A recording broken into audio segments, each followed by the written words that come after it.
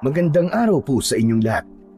Ang kwentong maririnig nyo ngayon ay tungkol kay Bibong at sa kanyang dalawang kaibigan na sina Jomar at Romulo. Sila'y mga kabataang minsang naging pasaway at nakakagawa ng mga bagay na hindi tama.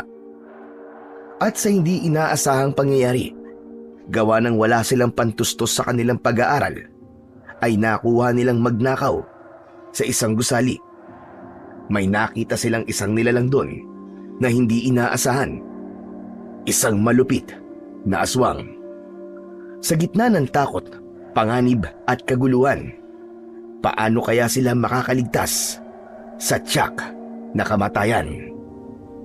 Ngunit bago po ang lahat mga idol, huwag po nating kalimutan na mag-subscribe at i-hit ang notification bell sa aking YouTube channel na Apong Isaac at The Voice Addict para sa mas marami pang makapigil hiningang kwentong aswang at katatakutan mula sa mundo ng kababalaghan. Umpisahan na po natin ang kwento. Lo, halika na! Kain na po tayo! Mamaya na ako, Apo. Sige na, mauna ka na. Tatapusin ko lang tong ginagawa ko. Ano po ba yung ginagawa nyo? Kanina pa po kayo dyan eh. Hindi pa rin po kayo tapos. Hindi pa po ba kayo nagugutom? Ako kasi kanina pa kumakalaman tiyan ko eh. Hindi pa nga, Apo. Sige na. Kailangan kong tapusin tong ginagawa ko. Hindi to pwedeng maabala. Lalo na't isa itong mutya. Mababawasan ang bisa nito kung pahinto-hinto ang gawa. Isang mutya? Anong klaseng mutya po yan, Lo? Heto, tignan mo. Ito ang mutya ng luha ng pusa. Mutya ng luha ng ano, Lo? Pusa? Nagbibiro ho ba kayo? Hindi. Bakit naman ako magbibiro sa'yo, pambihira ka? Patingin nga po niyan. Aba, mukha nga pong pinatigas na luha, ano? Pero, talaga po bang galing sa pusa yan? Sa pagkakaalam ko po, hindi naman umiiyak ang mga pusa eh. At sino namang may sabi sa'yo na hindi umiiyak ang pusa? Lahat ng may buhay sa mundo, may kakayahang umiyak, lalo na kapag nasasaktan. Ultimo langgam, umiiyak ang mga yan. Kaya huwag kang magdunong-dunungan at baka kutusan kita dyan. Inaabala mo ko dito. Si Lolo naman, mainit naman kagad ang ulo eh. Relax lang po, Lo. Syempre, hindi pa naman po kasi ako nakakakita kaya hindi po ako naniniwala. Ay, tanga! Ewan ko sa'yo. Mabuti pa umalis ka na dito sa harap ko at baka mamaya mas lalong hindi ko tumatapos. Lolo naman eh, nagtatanong lang naman po ako sa inyo eh. Nililinaw ko lang kung talaga bang may luha na lumalabas sa mga mata ng pusa. Kasi naman ang alam ko umiiyak lang sila sa pamamagitan ng pagnyaw o pag-iingay. Oo na, sige na, tama ka na. Pambihira itong batang ito, napakakulit mo. Tama po ba talaga ako o ayaw niyo lang magsabi ng totoo? Ano ba kasi talaga yan? Pwede po bang akin na lang yan pag natapos nyo? Magandang pamorma yan eh. Sigurado ako maraming maiinggit sa akin. Anong pamorma sinasabi mo? Nasisiraan ka na ba ng bait, Bibong? Ang mutya na to ay hindi lang basta galing sa isang ordinaryong pusa. Kagabi, habang nagpapadalisay ako ng mga agimat sa gubat, may nakita ko naghihingalong pusa. Puting-puti ang kanyang balahibo. Kawawa nga Nag-iisa lang siya. Binantayan ko para maski sa huling hininga niya, maramdaman niyang may karamay siya. Tapos yun, nakita kong lumuha siya. Tapos nahulog ito sa kanyang mga mata. Nang pulutin ko, naglaho bigla yung pusa. Ha? Naglaho? Mas lalo naman pong di ka panipaniwala yung bagong kwento nyo. Mukhang kwento nga lang po ng alamat yun Oo, mukhang alamat. Pero totoo ito, Bibong. Ito ang tatandaan mo, ha? Hindi lahat ng hindi mo pa nararanasan o nakikita ay gawa-gawa na kagad. May mga bagay sa mundo na hindi mo kayang ipaliwanag, pero totoo pa rin. Kaya iwasan mo yung mga walang galang na komento mo. Baka sa ibang tao mo pa masabi, mabatukan ka pa sa katangahan mo. Marunong kang tumawa, pero sana matuto ka ring makinig at mag-isip.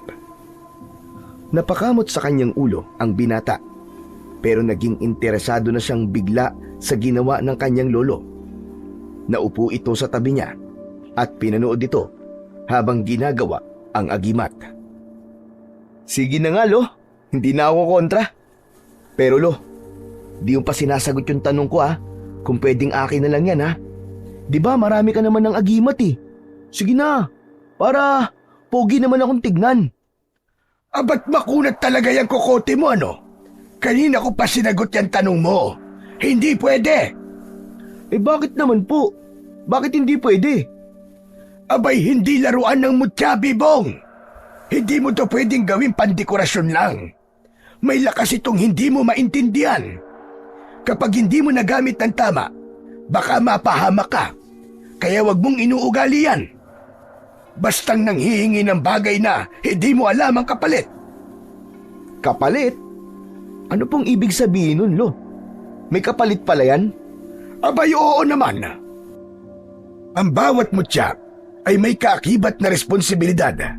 Hindi mo pwedeng basta-basta gamitin o isuot ng hindi inaalam ang pinanggalingan o kumpara sa nito. Alam mo ba, ang pag-iyak ng isang pusa ay simbolo ng sakit at lungkot. Kaya maselan kapag napunta ito sa maling mga kamay. Napakadelikado. Grabe naman pala yan, Lo.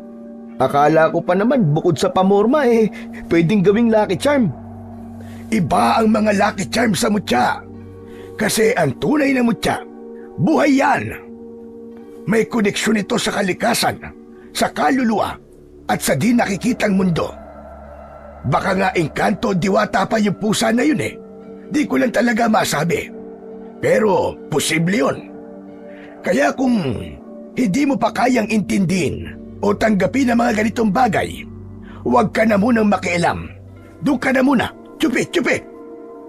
Lolo naman, Sige po, gets ko na. Sorry na po. Hindi ko na po yan babastusin. Makikinig na po ako sa inyo. Mabuti naman kung ganon. Dahil darating din ang araw na mauunawaan mo ang lahat. Hindi ngayon, pero sa tamang panahon. Hanggat nandito pa ako, sisikapin kong maituro sa iyo ang lahat ng nalalaman ko at kung ano ang tama. Po? Teka po. Tama po ba yung narinig ko? Tuturuan niyo po ako? Kung ganun, pwede na po akong sumama minsan kapag nagpapadalisay ka ng mga agimat niyo? Pwede naman. Basta, handa ka nang makakita ng mga nilalang na hindi mo akalaing totoo. Tulad ng kapre, tikbalang, mga engkanto, maligno at iba pa. Sige, sa susunod, isasama kita. Pero siguraduhin mo na buo ang loob mo. Kaya ko po yun. Yun lang naman pala. Basic na basic lang sa akin yun, Lo. Ay, yabang nito. Lolo naman, mana lang po ako sa inyo. Pero Lo, di ba may kapangyarihan po mga mutya? Yung luha po ng pusa na yan, ano pong kapangyarihan yan? Akala ko ba tapos ka na magtanong? Hindi pa pala. Justin bata ni Re. O sige, ang kapangyarihan nito ay nag-iiba. Depende sa uri ng panganib na darating. Parang nakikisama siya sa kung anong kailangan ng may hawak. Hanep pa. Magaling palang mutya na yan Parang may sariling isip. Oo naman. Buhay ang enerhiya nito. Kung ang kalabay mo'y mangkukulam, magbibigay ito ng panangga. Kung engkanto naman, maglalabas ito ng liwanag na hindi nila kayang tignan. At kung mga aswang naman o demonyo, kayang ilantad ng mutya ang tunay nilang anyo. Kaya din itong tumunaw ng mga aswang. Ganun po pala yun. May iba pa itong kapangyarihan. Teka, aalalahanin ko lang. Ano nga ba yon? Alam ko na. Nako. Teka, mali yata. Hindi ko na yata matandaan. Naku, Lo, mahirap po yan. Paano nyo magagamit ng mahusay ang mutya na yan kung hindi nyo alam kung paano gamitin? Hindi problema yon. Dahil ang bawat mutya na galing sa kalikasan ay may kanya-kanyang gabay. Kahit hindi maalam ang may tangan nito, ibubulong ito sa kanya kung paano gamitin. Wow! Astig naman pala, Lo. Kaya lang, malas kapag kasama pala sa kapangyarihan ng mutya ay yung nyaw-nyaw kapag nasasaktan sa pakikipaglaban. Tumigil ka! Huwag mong gawing biro ito, Bibong. Baka magalit sa iyo ang mutya o ang gabay nito. Tandaan mo, respeto ang isa sa puhunan dito. Dahil ang kapangyarihan ng mutya nakadepende rin sa puso ng humahawak. Pasensya na po, Lo. Nagbibiro lang naman ako eh. Hindi na po mauulit. Tandaan mo, Apo, lahat ng mutya, kahit gaano pa kalakas, walang silbi sa pusong marumi. Opo, Lo. Tatandaan ko po. Importante ang mga ganitong agimat, lalo pa't nakatira tayo sa ganitong klase ng lugar. Alam mo ba, dati, nung ako ay bata pa, nakatira pa kami dati sa ibang lugar at may nangyaring hindi maganda. Pero buti na lamang, isang magaling at matapang na antingero ang tatay ko, kaya nailigtas kami sa tiyak na kapahamakan. Hala? Totoo, Lo? Bakit po? Ano nangyari? Muntik na kaming masakop ng mga aswang noon. Nagsimula yon nang may isang mag-anak na lumipat sa baryo namin. Pagdating pa lang nila, hindi na naging maganda ang reputasyon nila dahil masasama ang ugali tapos mga walang pakisama. Hindi lumalabas ng bahay at iba pa. Tapos alam mo, mula nang dumating din sila, nagsimula na yung tuwing gabi umaalulong yung mga aso. Talagang nakakakilabot, Apo. Tapos, nagkaroon pa ng serye ng patayan, hindi lang ng hayop, pati ng mga tao. Hala? Grabe naman po, Lo. Hindi lang po ba kwento yan? Hindi kwento to, Apo. Totoo ito. At hindi ko makakalimutan ang gabi nung dinukot yung bata sa kapitbahay namin. Ha? May dinukot na bata ang aswang? Iyon ang hinala. Pero walang gustong magsalita. Ang mga tao sa baryo namin noon, takot. Takot na takot silang lahat. Hanggang isang gabi, nakita mismo ni tatay yung isang nilalang na lumipad. May mahabang kuko at pulang mga mata. Hindi siya tao, hindi rin hayop. Siya ay isang aswang. Ano pong ginawa niya, Lo? Nung makita niyo po yung aswang? Abay, nilabanan niya. Hindi siya nagdalawang isip.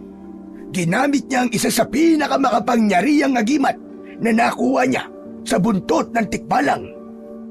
Wow! Lo, sige po. Ituloy niyo pa po yung kwento. Ang ganda.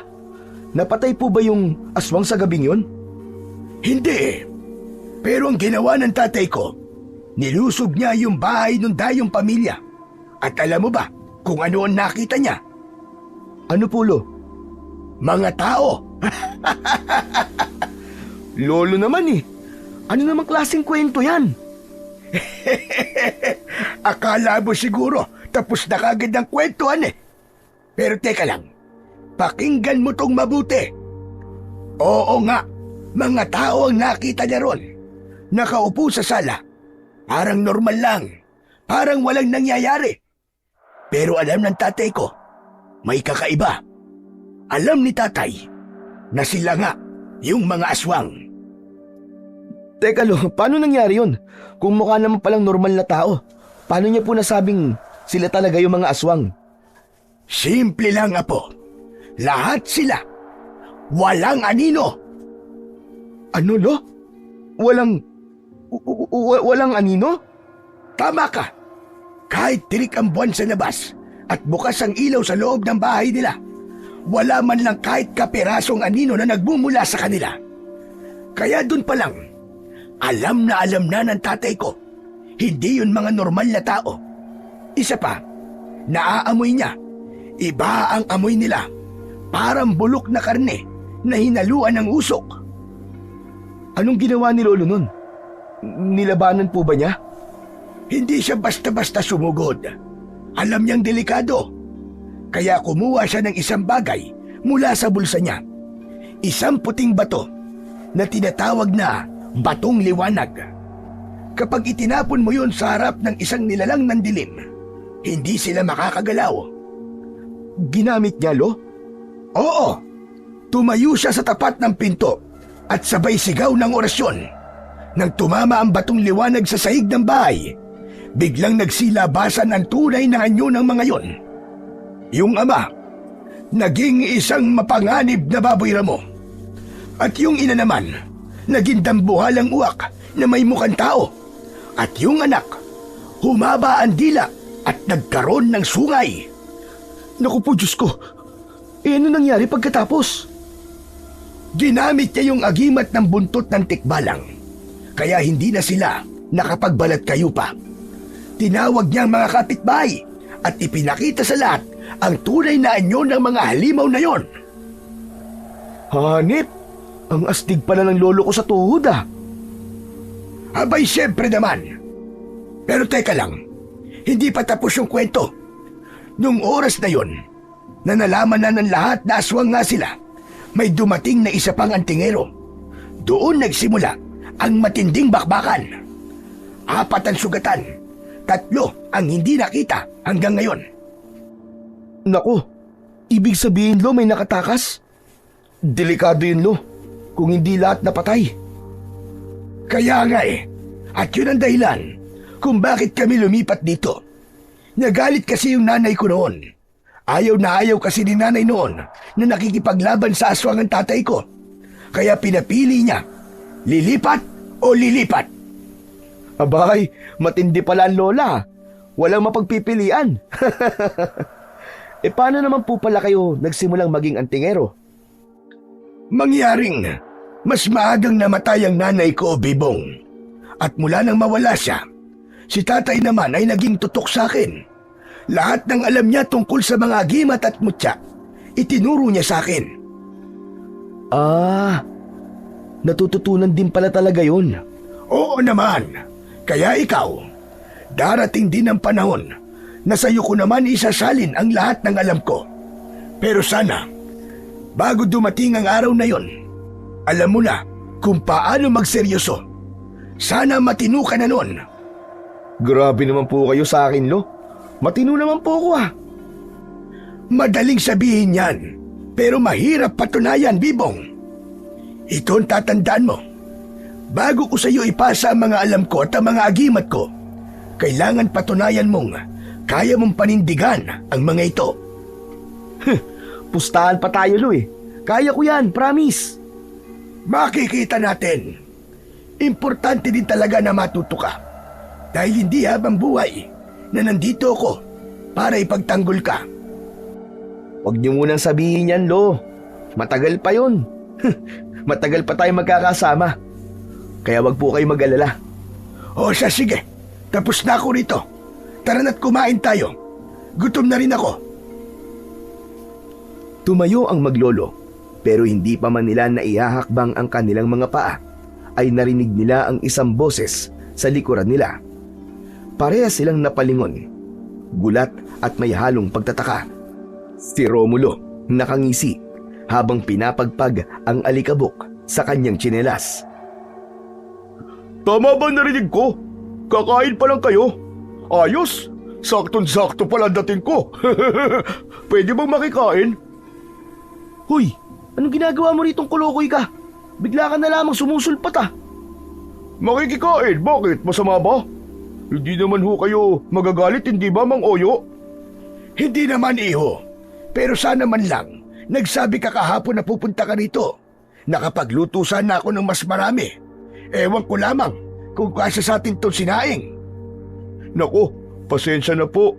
Biglaan po kasi. Biglaan? Sus, maniwala ako sa'yo. Bawat punta nyo dito alam ko, planado. Ano na naman ba ang kailangan nyo ni Jomar? Saka kanina ka pa nakikinig sa usapan namin ni Lolo, no? Saka ba lumusot? Di ka namin namalayan ah. Sa daanan, malamang. At saka, paano mo ako mapapansin tutok na tutok kayo sa pag-uusap ng lolo mo. Buti nga, kilala ako ng aso nyo eh. Kung hindi, baka kinagat na ako. Nasaan ba si Jomar? Nandyan, Dumaan lang sa tindahan, bumili ng yosi. Susunod din daw dito. Ay nako, sana nagsabi muna kayo na pupunta kayo dito eh. Yan tuloy. Wala kaming masyado may papakain sa inyo. Nakakahiya. Sus! Para ka naman sira. Hindi na kailangan. Hindi naman kami mga tagalungsod para mag-inarte kung ano ang meron eh. O siya, sige. Maiwan ko muna kayo. Titignan ko lang kung may mailuluto pa akong dagdag. Baka may naiwang tinapa. At kung wala, abay, baka itlog na lang ang ulam natin. Kahit asin at kanin lang, Lo. Basta may kasamang masayang kwentuhan. Panalo na yun. Umawa silang tatlo habang si Mang Oyo ay nagtuloy na sa kusina. Naiwan si Bibong at Romulo sa may bangko sa gilid ng bahay at ipinagpatuloy ang kanilang pag-uusap. O yun na nga, bakit nga pala kayo na parito? Bakit biglaan yata? May plano kasi kami ni Jomar. Siyempre bilang kaibigan, kasama ka. Ano na naman bang kalokohan yung plano nyo ni Jomar ha? Nung huling plano nyo, nabulilyaso yun eh. Abay palpak, muntik pa tayong mauwi sa kulungan. Ibubulog ko lang sa'yo. Baka mamaya marinig di Mang Oyo eh. Alam mo na, baka mag-alboroto yun. Ano ba kasi yun ha? Magnanakaw kami ni Jomar ng mga bakal saka iba pang scrap sa sirang gusali sa bayan. Di ba, matagal naman ng abandonado yun. Kaya pakinabangan na natin. Ano, sama ka? Ano? Ano na naman yan, Romulo? Pambihira naman kayo, oo. Gagawa na naman kayo ng kalokohan eh. Hindi pa ba kayo nadadala? Aba, iba na yata ang tono mo ngayon ah. Bakit, ayaw mo? Hindi ka nasasama sa mga racket namin? Malalagot ako kay lolo niyan eh. Ayaw na ayaw niya mga ganyang kalokohan eh. Saka Chong, minsan minumulto na ako ng konsensya ko sa mga ginagawa natin eh. Ikaw, hindi pa ba? Sus, Ginoo ko. Hindi tayo mabubusog kapag puro takot at konsensya ang paiiralin mo. Saka ano ka ba? Tulad nga ng sinabi ko kanina, matagal nang abandonado yung gusali na yun. Wala nga pumupunta dun eh, kasi ang alam ng mga tao, pinamumugaran na multo yun. Pero hindi, kaya walang dapat na ikakonsensya. Saka Bibong, ang laki ng kita ron, sigurado kami. Nakita na namin eh, sa isang gabi lang, baka makaipon tayo ng 3 sako ng tanso. Alam mo naman na mahal ang tanso ngayon, di ba? Tapos, ipagbili natin kay Mang Elmer. Yak, humigit kumulang 5,000 kaagad yun. Kailan niyo ba pinlano ni Jomar? 1 linggo nang nakakaraan. Alam mo kasi itong kaibigan natin eh, may nakilala na nakatira malapit dun sa lugar na sinasabi ko sa'yo. Napaka-interesante talaga ng gusali na yun, Chong. Kaya yun, sinorbay na namin. Teka, di ba sabi mo, pinamumugaran ng multo yun? Hindi ba nakakatakot? Pambihira naman tong taon to. Maniwala ka naman sa mga multo-multo na yan. Sumama ka na. Sayang yung mga tanso doon, baka mabulok lang. Mas mainam na mapakinabangan na ng mga katulad nating mahigpit ang pangangailangan. Sayang yun, Chong. Ang daming pera nun. Ano, tatanggi ka pa? Pag-iisipan ko muna, Chong. Anong pag-iisipan muna? Mamayang gabi na yun eh. Sumama ka na. Teka, bukod sa konsensya mo, bakit ka nga pala tumatanggi na? Nagbago ka na o ayaw mo na kaming kabarkada? Huy, hindi naman sa ganun. Ang sa akin lang kasi, parang nagtanda na ako dun sa huli nating racket eh. Ah, yun ba? Kalimutan mo na yun.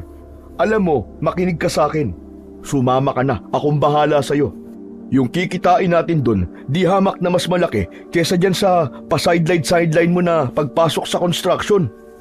Isipin mo, sa pera na yun, mabibilan mo na ng gamot ng lolo mo at makakabili ka ng masasarap na pagkain yung dalawa.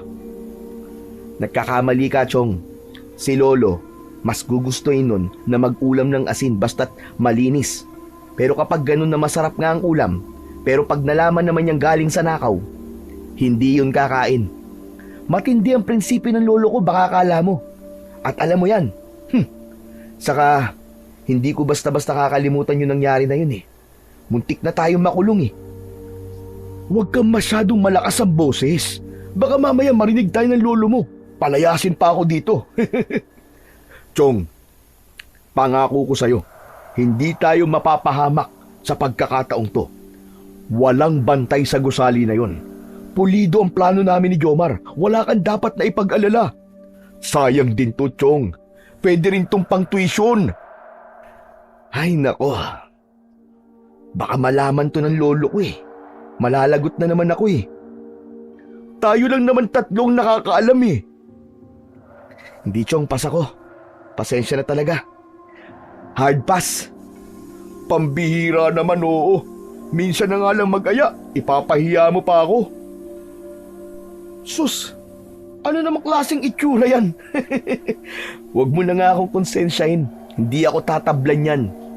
Alam nyo, dapat naman kasi, yung racket na hinahanap nyo, yung legal, yung parehas. Yun, sasama ako sigurado. Pero sa ganito, ayoko na talaga. Ayoko na, period. So hindi ka na talaga sasama? Hindi na nga. O sige, magkalimutan na tayo. Huy, Seryoso ba? sige kung ikaw, yan ang gusto mo eh. O sige, pero popormahan ko na din si Joyce. Talo-talo na tayo. Oy, wag naman ganun, Romulo. Ako na ang nauna ng ligaw dun eh. Dami ko ng effort dun. Dami ko ng nalibre dun eh. Dadaanin mo na naman sa pagwapuan eh. Eh kung ayaw mo nang sumama eh, syempre, may kapalit yan. Si Joyce yun. O ano, deal? Anak ng pitong kagaw naman, oo. Sige na. Pag-iisipan ko kung sasama ako. Pero Romulo, huwag mong bastusin si Joyce ha.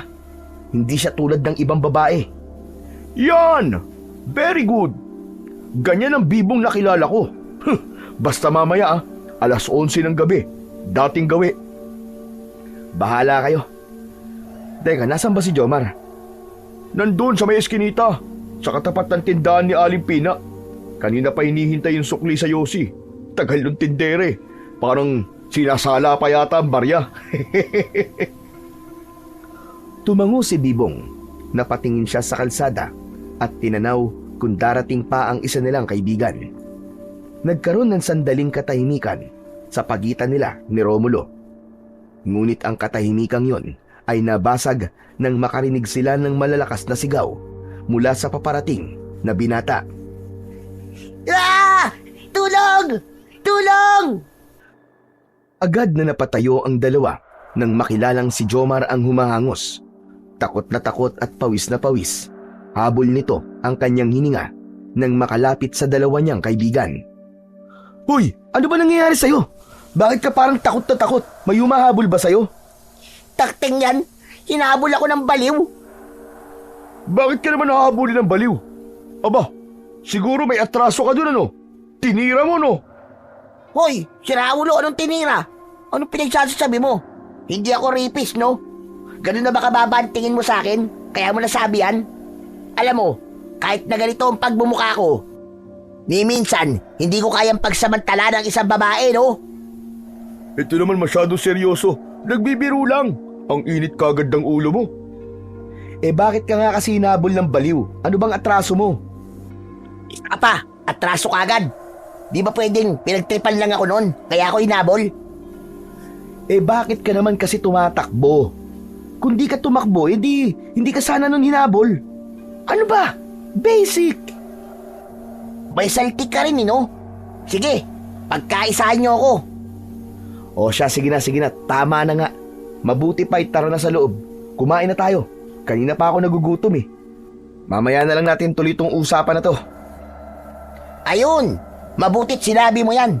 Ito talaga yung gustong-gusto kong parte kapag nagpupunta ako sa inyo eh. Yung kainan. Ganun ba? Kaso, malas mo ngayon kasi wala kaming ulam. Magdidildil tayo ng asin. Ano? Bakit naman? Eh kasi nga, hindi daw tayo nagpasabi. Sa bagay, sayang. Akala ko pa naman, adobong baboy. Pwede naman adobong kanin. Ay nako, tara na nga, kain na tayo. Pumasok na ang tatlo sa loob ng bahay ni Nabibong. Diretso sila sa kusina kung saan nakita nila ang matanda na abala na sa paghahanda ng kanilang makakain. Umupo sila sa bangkong kahoy. Si Jomar, Bibong at Romulo ay matagal nang magkakaibigan. Simula pa lamang ng elementarya ay magkakakilala na sila. Ang tawag nga sa kanila noon ay ang tatlong kuneho dahil sa likas ang kanilang pagiging malikot sa klase. Palagi silang napapagalitan sa tuwing may nagagawang kalokohan.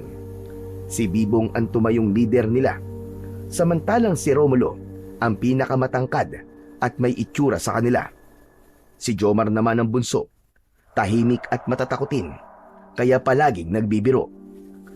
Dati silang nakatira sa iisang baryo, ngunit nang lumaon ay lumipat na ng bahay si Romulo at Jomar sa kabilang baryo. Gayunpaman, hindi naputol ang kanilang koneksyon. Hindi nun naapektuhan ang kanilang samahan. Sila ay nasa 2nd taon na ng kolehiyo at pare-parehong kumukuha ng kursong criminology. Samantala, naghain na si Lolo Oyo sa hapag at nagsimula na silang kumain. Oh, huwag kayong mahihiya. Kain lang kayo ng kain. Mga walang hiya kayo. Hala, grabe ka naman pre. Hindi naman. Sige na. Kumain lang kayo. Huwag niyong pakinggan niyang sutil na kaibigan niyo. Huwag kayong mahihiya. Nako, hindi po talaga mahihiya ang mga yan, Lolo. Dahil ang mukha ng mga yan, singkapal ng balat ng kalabaw. Hoy, grabe ka naman sa amin. Nagtawanan ang tatlo sa harap ng hapagkainan. Pero pamaya-maya pa, halos sabay-sabay din silang huminto nang mapansing sumeryoso bigla ang mukha ng matanda. Jomar Iyo, may itatanong lang ako sa iyo. Totoo ba yung balita na may natagpo ang bangkay sa lugar niyo? Usap-usapan ng mga tao, aswang daw ang pumatay. Totoo ba yon? Yun po ang sabi nila. Kasi natagpuan yung bangkay, wakwak ang tiyan at wala nang lamang loob. Nakakatakot nga po kasi buntis pa naman po yung biktima. Kawawa naman. Ano ka mo, aswang? Naniniwala ka pala, Jomar, sa aswang? Nakakabakla ka, pre, ha? Umayos ka. Anong bakla? Tsaka, naniniwala ako sa aswang Nako, kung nakita nyo lang sana yung kalagayan ng bangkay, mapapaisip din kayo Karumal-dumal talaga yung nangyari sa kanya at walang tao makakagawa ng ganong kasamang pagpatay. Grabe! Alam mo, Jomar, kalokohan lang ang mga aswang na yan. Panakot lang ng mga matatanda sa bata yan para hindi gabihin sa paglalaro nung araw. Anong hindi? Totoo ang aswang, no? Alam mo bang, muntik na akong maging aswang dati? Sira ulo, joker ka talaga. Totoo nga! Nung high school yata tayo nun. Hindi po ba, Mang Oyo, kayo pa nga ang gumamot sa akin para mapawalang bisa ang pangaaswang sa akin? Oo, natatandaan ko nga yun. Tinalian ka ni Lolo ng itlog sa tiyan, tapos kinabukasan ng buksan yung itlog, may kakaibang mukha ng ibon ang nasa loob nun. O diba? Ganon sana ang magiging itsura ko kung hindi naagapan. Baka ngayon, wala na kayong kaibigan na gwapo. Lolo, saan banda? Wala naman ako nakikitang gwapo Anong san banda? Eto Pero alam nyo, mabuti na lang at naagapan talaga ako ni Lolo. At saka, mabuti na lang, magaling po kayo. Alam nyo, hindi talaga ako naniniwala sa mga aswang Pero mukhang kakaiba yung kwento nyo Lolo, paano mo nagawa na pagalingin tong kaibigan namin? Ginamitan ko ng orasyon at ng mutya ng nakakapagpadalisay. Tulad nito. Ipinakita ni Mang Oyo sa mga binata ang mutya ng pusa. Aba, ang gandang kwintas niyan, Lolo Pwede ko po bang hawakan? Nako, hindi pwede, Iyo. Masela ng mutyang ito. Hindi basta-basta pwedeng ipahawak sa iba. Ganun po ba? Pasensya ka na. Okay lang po, walang problema. Tulad sa aswang, hindi rin ako naniniwala sa mga ganyan Mga agi-agimat. Sus, kalokohan lang yan. Hoy, bunganga mo naman. Huwag ka naman magsalita ng ganyan dito. Baka nakakalimutan mo. Ang tingero si Lolo. Naiinsulto mo na siya sa mga sinasabi mo. Lolo, hindi ko po iniinsulto ang trabaho mo ha. Ang sa akin lang po sariling opinion lang. Pasensya na po. Hindi ko po sinasadya. Ayos lang. Sige lang iyo. May mga tao naman talaga na hindi naniniwala sa mga aswang. Ito ang apo ko hindi rin naniniwala. Pero ito ang sasabihin ko sa inyo. Totoo sila. At huwag niyong pangarapin na makakita pa kayo bago kayo maniwala. Tama si Lolo. Basta ako, naniniwala ako sa aswang. Hanggang ngayon nga po, Lolo, nasa akin pa rin po yung habak na ibinigay niyo sa akin. Di ba po, pangontra po yun sa aswang? Oo, tama ka. Ibinigay ko sa iyo yun para di ka na maaswang ulit. Protection mo yon laban sa mga masasamang elemento tulad ng aswang. Teka, ikaw ba Jomar nakakita na ng aswang? Oo naman. Anong itsura? Kamukha mo. Tignan mo tong taong to. Ang lakas talaga ng tiniling. Hoy, di naman hamak na mas may itsura ako sa'yo, no? Yabang mo. Hindi naman kasi lahat ng aswang ay pangit. Ang mga aswang pare, kaya nilang magbago ng anyo. Kaya nilang gumaya din ng itsura ng ibang tao. Kaya huwag kang magtaka dahil posible naman talaga na may makahawig kang aswang. Tama ka. Ang mga aswang ay kayang manlinlang ng tao. Kaya mag-iingat kayo palagi. Dahil hindi lahat ng mga nakikita nyo o nakikilala nyo ay totoo. Ingat kayo sa mga mapagkunwari. Nako, mabuti pa ibahin na lang po natin ang usapan. Huwag na po yung aswangan at baka mamaya kung saan pa mapunta ang usapan natin. Ah, oo nga pala. Malapit na ang pagtatapos ng klase nyo, hindi ba? Ano? May award ba kayong 3 sa recognition? Kailan nga ba ulit yun? Sa susunod na linggo pa po, Lo. Maganda sana kung makakabili tayo ng bagong sapatos at uniforme mo. Para naman, disente kang tignan habang umaakyat ka sa entablado. Ang kaso wala pa akong pera sa ngayon. Po? Lo, hindi naman po kailangan yun . Wala naman po akong award . Ay, wala ba? Akala ko kasi meron . Lolo naman, halos pasang-awa nga lang po ako sa ibang subject . Lalo na nung nakaraang SEM. Hindi ko nga alam kung papasa pa ako sa major naming criminology, Lo. Hala ka! Aba dapat doble kayod ka na, apo. Hindi pwede ang ganyan kung gusto mo maging pulis. Hindi ba ito yun ang pangarap mo? Opo, Lo. Pangarap ko po talaga yun. Kaya nga po, nagsusumikap po ako kahit papano. Medyo mahirap lang po talaga nung nakaraan kasi sabay-sabay po ang projects . Saka yung group work. Tapos yung grupo ko pa tamad. Halos lahat ako na gumawa. Aba, maski di ka pasok, deserve mo pa rin magkaroon ng bagong damit at sapatos, Chong. Ang hirap kaya mag-aral. Ang importante, pasado ka. Di ba, Jomar? Oo. Gusto ko nga sana kaso wala Mas lalong humihirap ang buhay. Pataas ng pataas sa mga bilihin. Tapos yung sahod naman, hindi tumataas. Yung mga presyo ng pananim, pababa ng pababa. Alam niyo po, Lo, huwag niyo po masyadong inaalala ang apo niyo. Kayang-kaya po niya ang sarili niya. Magagawa niya po ng paraan yun. Kung talagang gusto niya. Aanhin ko nga kasi yun. Hindi nga kasi ako aakyat ng stage. Pambihira naman kayo, oo. Pumasa tayo, di ba? Baka naman pwede na rin yung kahit konting salo-salo lang. Correct. Mainam din yung may konting salo-salo na magaganap kahit tayo-tayo lang. Di ba, Lolo? Mag-aambag kami ng pera. Wala namang problema sa akin yon. Basta may budget, sige, ipagluluto ko kayo. Gagawa ko ng espesyal. Baka kalderetang kambing o di kaya naman tinolang manok na native. Wow, ayos! Panalo po talaga kayo, Lolo Oyo. Yan ang lolo ng bayan. Wala talagang kakupas-kupas, Lo. Sus, binola niyo na naman ang lolo ko. Lakas talaga ng mga dila niyo, Chong.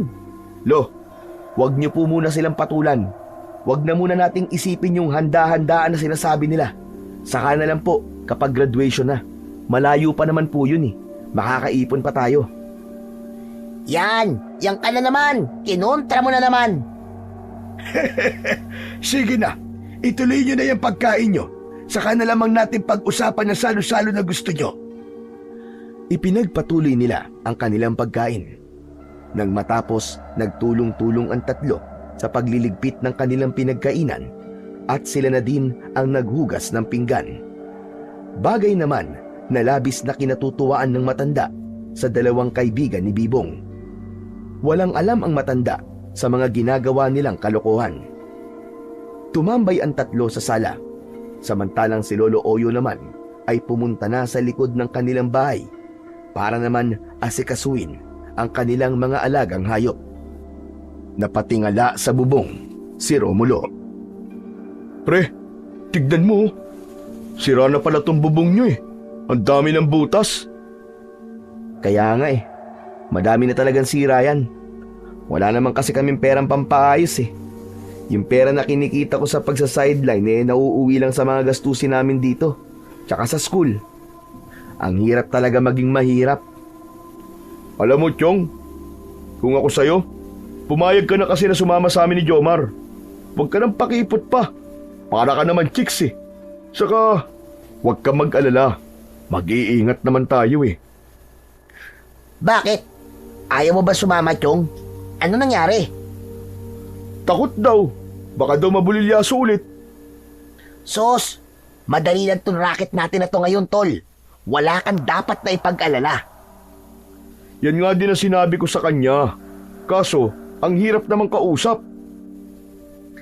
Natatakot na kasi talaga ako eh. Kasi nga, baka mamaya, yan ang ikasira ng kinabukasan ko. Mga Chong, gusto kong makagraduate ng college. Gusto kong maging pulis. Kapag nakulong tayo, wala na. Paano pa tayo gagraduate? Kita mo? Hirap kausap, di ba? Hayaan mo na kung ayaw niya talaga. Ha? Sigurado ka ba? Eh di ba, gagawin nga natin to kasi. O bakit? May nangyari ba sa inyo, Jomar? Alam mo, Chong, nasa ospital kasi ang nanay ko eh. Kailangan ko ng pera. Kaya maski hindi naman talaga maganda ang pagdanakaw, gagawin ko ulit. Si nanay kailangan maoperahan eh. Alam ko, konti lang yung makukuha natin doon kumpara sa gastusin sa ospital. Pero alam ko, Chong, malaki na may tutulong nun. Lalo na sa pambili ng pagkain o kaya naman pambili ng gamot. Pandagdag din yun eh. Kaya nga, gusto ko sana naming isama kasi mas marami ang makukuha natin kapag tayo magkakasama. Ganun ba? Pero hindi ba parang ang pangit naman nagagawa ka ng masama para dun? Ayos lang yun. Kailangan talaga kapit na sa patalim eh. Wala naman akong ibang mapagkukunan. Pero ayos lang din talaga kung ayaw mo sumama. Hindi kita pipilitin. Kami na lang ni Romulo.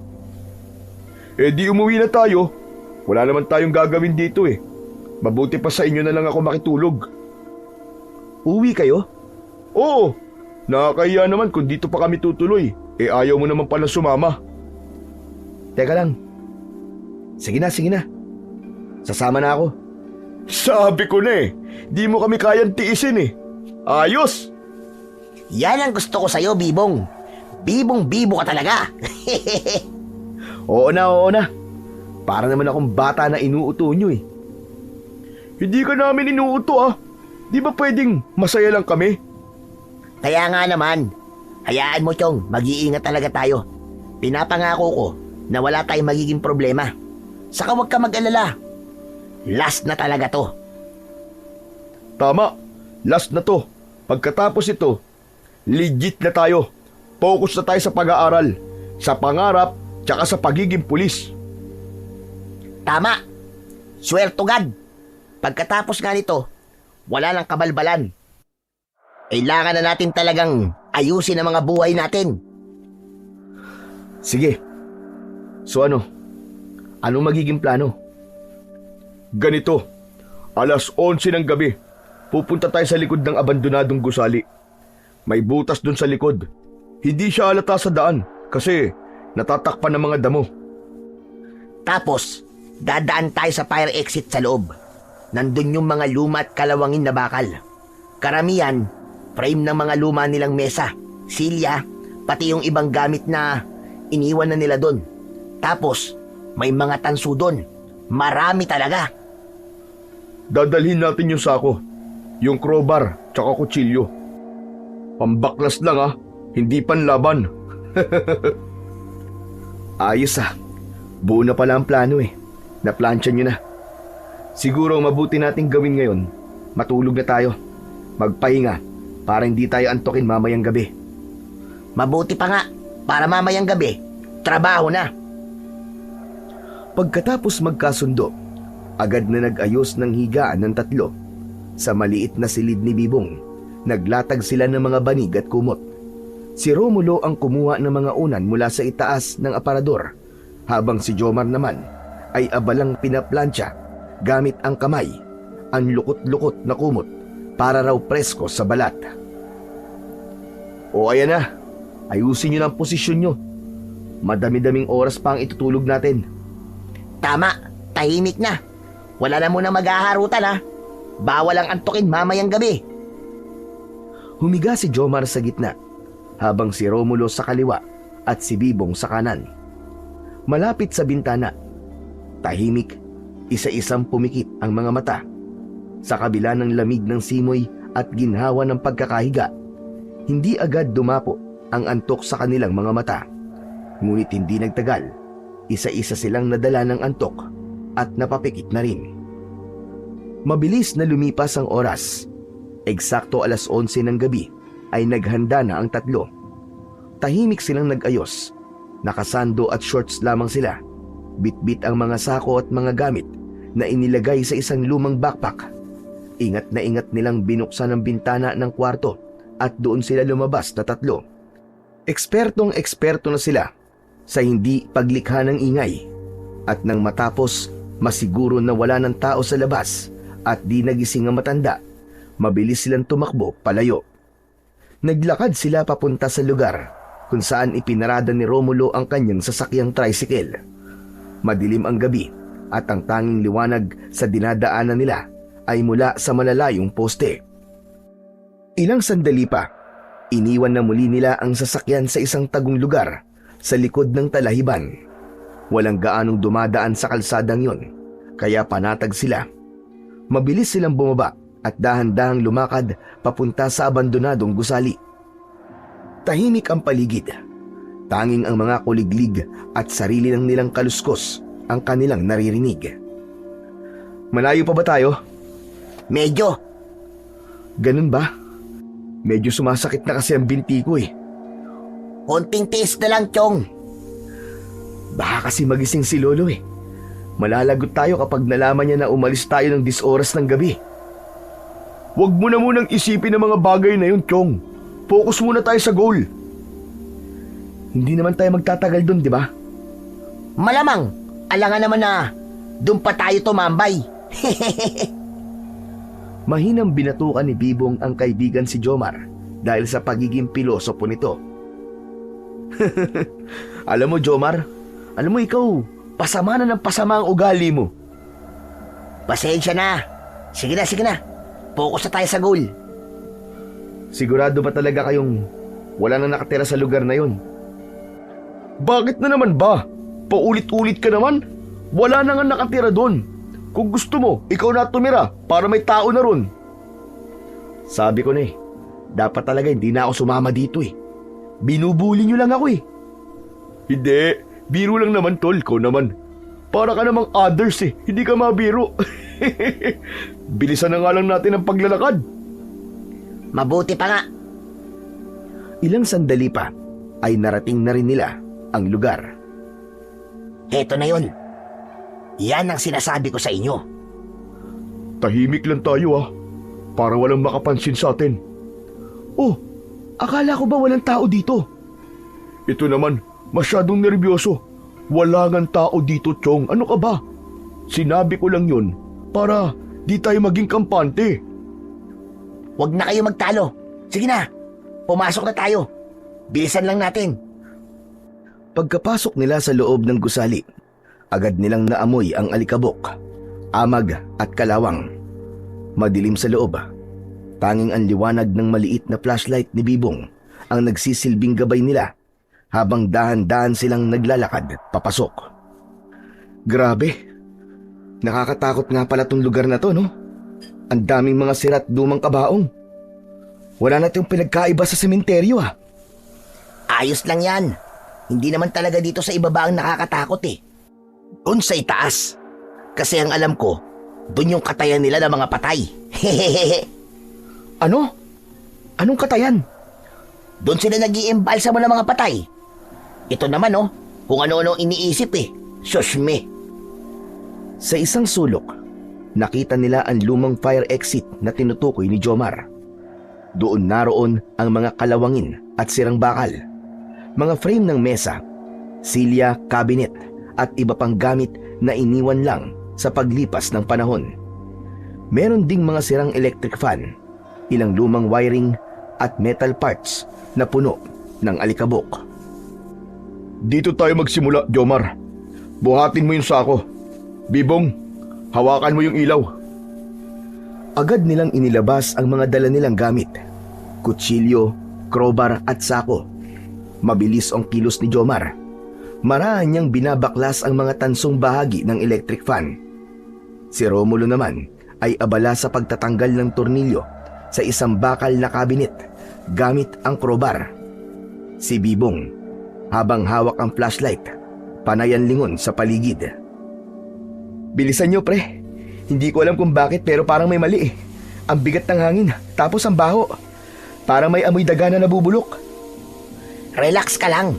Nasa loob lang tayo ng lumang gusali. Normal lang yan. Pero hindi mapakali si Bibong. May naririnig siyang mahihinang yabag sa itaas. Parang may bumubuntong hininga sa likod ng mga sirang dingding. Napatingin siya sa madilim na bahagi sa itaas na palapag. Wala siyang makita, pero naroon ang pakiramdam na parang may nakatingin. May tao ba dyan?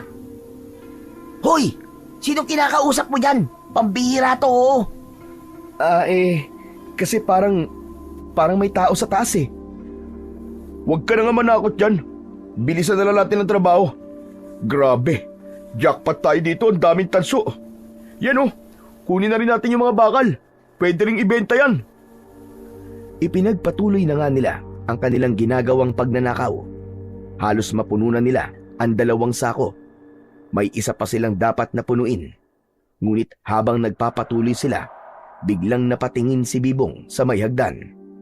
Malakas talaga ang presensya sa kanya ng kung sino man ang nasa may hagdan. Pakiramdam kasi ng binata ay may nakatitig sa kanila at sinusundan sila saan man magpunta sa loob ng gusali na yon. Hoy, Bibong! Okay ka lang ba? Hindi, Chong. Pero ayos lang, sige. Huwag ka mag-alala sa akin. Ay nako, hayaan mo na nga muna yan, Jomar. Nagtitrip lang yan eh. Biglang isang malakas na kalabog sa itaas ang kanilang narinig. Napalundag si Bibong at nagpaikot-ikot agad ang flashlight papunta sa hagdan kung saan tila nanggaling ang tunog. Pero wala naman silang makita doon. Narinig niyo yun? Oo.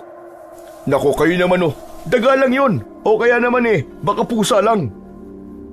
Pero kahit paanong paliwanag ni Romulo, ramdam sa ere ang kakaibang lamig. Bumigat ang pakiramdam ng paligid. At kahit sila ay parang hindi nagaanong sigurado sa mga sarili nilang sinasabi, nagkatinginan sina Jomar at Romulo. Nagkaunawaan. Tignan natin sa taas. Tara, sama ka, Bibong. Ako na lang ang magbabantay dito. Aayusin ko pa itong mga nasa sako eh. Okay, sige, ikaw bahala. Pero kung may mangyari na kakaiba, tawagin mo lang kami ha. Pupunta lang kami doon sa taas para makita, baka mamaya may mahalagang bagay pa nandun eh. Tumango na lamang si Bibong. Umakyat na sina Romulo at Jomar, dala ang flashlight at crowbar. Naiwan si Bibong sa ibaba, nakatayo sa 2 punong sako. Nang mawala ang dalawa sa kanyang paningin, muling bumalik ang pakiramdam na parang may mga matang nakamasid sa kanya. Maya-maya ay umihip ang hangin.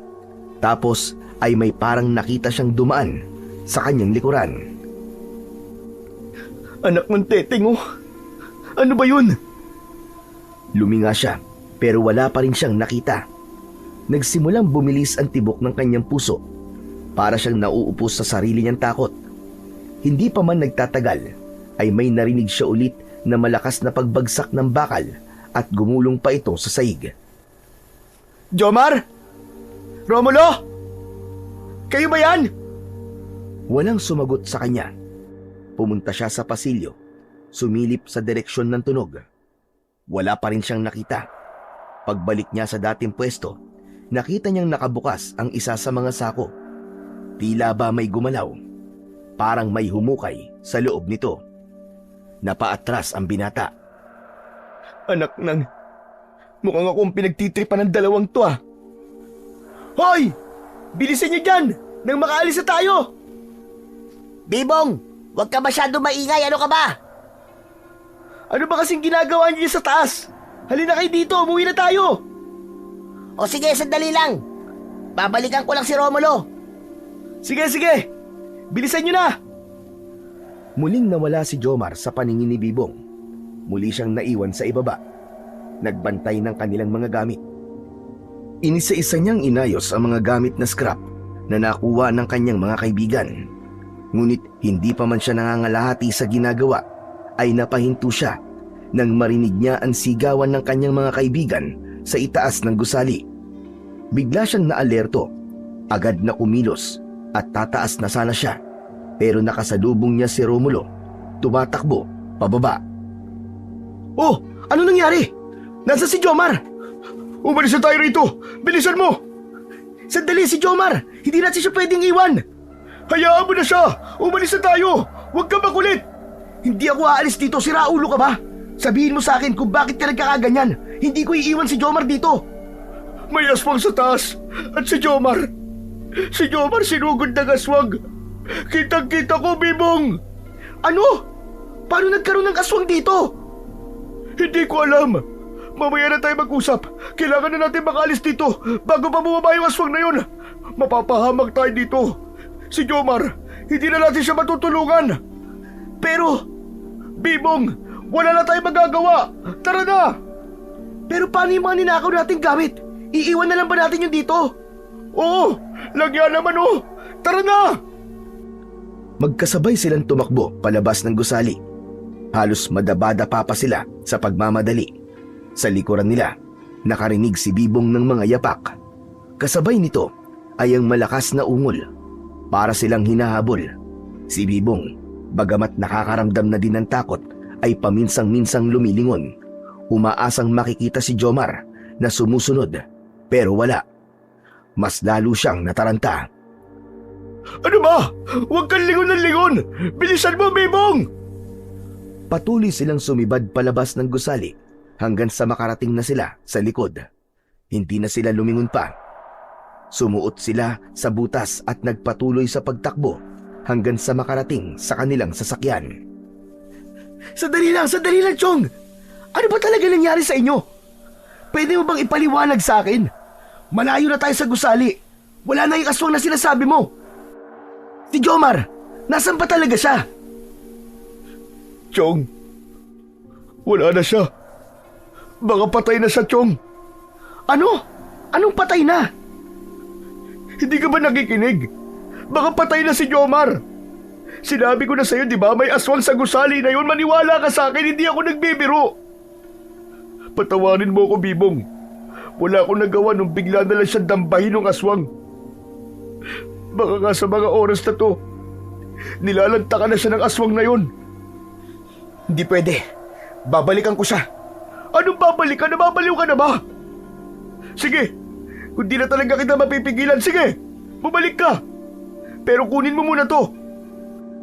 Dahan-dahan niyang inilabas mula sa bulsa ang isang kwintas. Nanlaki ang mga mata ni Bibong nang makilala ito.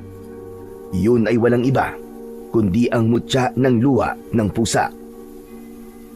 Baka sakali sa'yo gumana. Walang kwenta kanina yan eh. Di man lang tumalab sa aswang na yon. Wala yung kapangyarihan sa akin. Teka, bakit nasa iyong kwintas na to? Kinuha mo? Ninakaw mo kay Lolo? Nilapitan ni Bobong si Romulo. Agad na kinuwelyuan at halos handang sapakin dahil sa galit.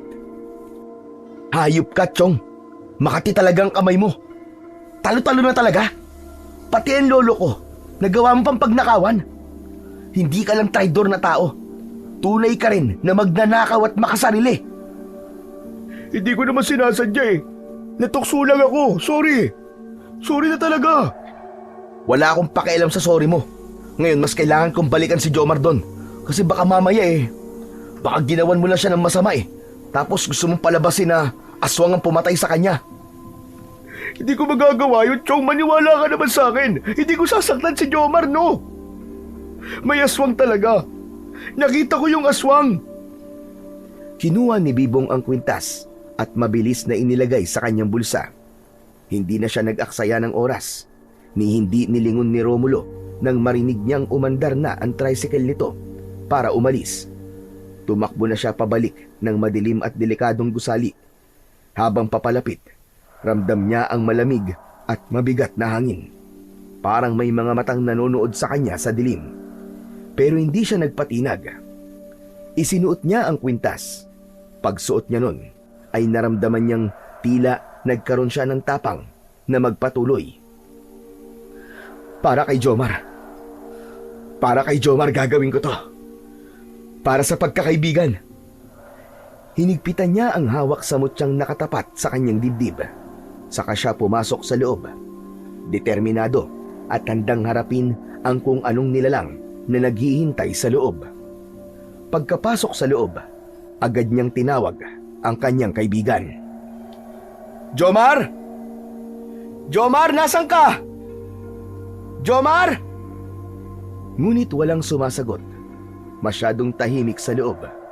Nagpatuloy siya sa pagtawag sa kanyang kaibigan.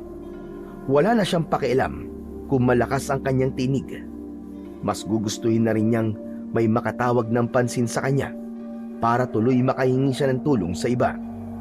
Tinungo niya ang puno ng hagdan. Ngunit bago pa siya makaakyat, nakarinig siya ng boses, pero hindi mula kay Jomar. Boses yun ng isang matandang babae. Pinakinggan niya itong mabuti. Tapos ay maingat na humakbang habang sinusundan ang paos na boses. Tulog! Tulog! Tulugan mo ko! Parang awa mo na! Biglang nagliwanag ang suot na mutya ni Bibong. Sa tulong nito, mas naging maliwanag ang buong paligid. Agad niyang nakita ang isang nakatalungko, gusgusin at sugatang matandang babae. Nakasubsob ang ulo nito at umaalon ang balikat sa pag-iyak. Lola! Lola! Kayo po ba yung humihingi ng tulong? Habang papalapit siya, napansin niya ang kakaiba sa matanda. Ang mga kamay nito ay tila mahaba at matutulis ang mga kuko. Ang anino ng matanda sa sahig ay hindi normal. Hugis hayop ito, hindi tao. Hindi kaya? Sa mismong sandaling yun, mas nagliwanag pa ang mutya sa kanyang dibdib. Dahil dito, napaangat ang ulo ng matanda at doon niya nakita ang anyo nito. Ang mukhang inakala niyang matanda ay unti-unting nagbago. Humaba ang bibig, lumabas ang matatalim na pangil at ang mga matay naging kulay pula. Napaatras si Bibong dahil sa gulat. Ang matandang babae ang sinasabing aswang ni Romulo na sumalakay sa kanila ni Jomar. Merong kang tangan na mutya!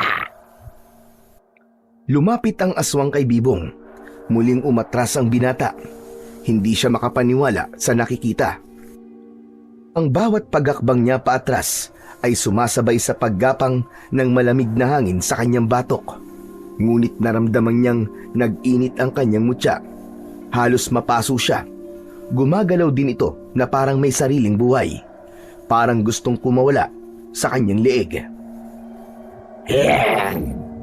Hindi ka isang antingero, binata.